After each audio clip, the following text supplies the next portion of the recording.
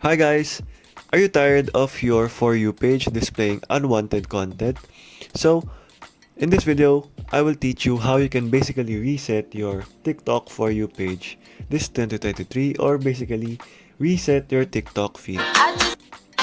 So, if you are tired of, for example, you don't want the content from your For You page, so you can do so as well.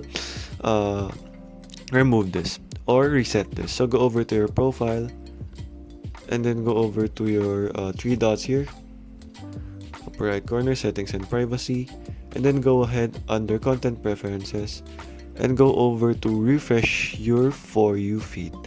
So all you have to do is go ahead and continue here and just have to click on refresh this. So you can go ahead and answer this, but it will not be recommended. So it's very optional, so you can go ahead and go over to select it and submit, and there. So let's go ahead and go over back, and there guys. So there guys, that is actually how you can reset your TikTok For You page this 2023. Thank you for watching and goodbye.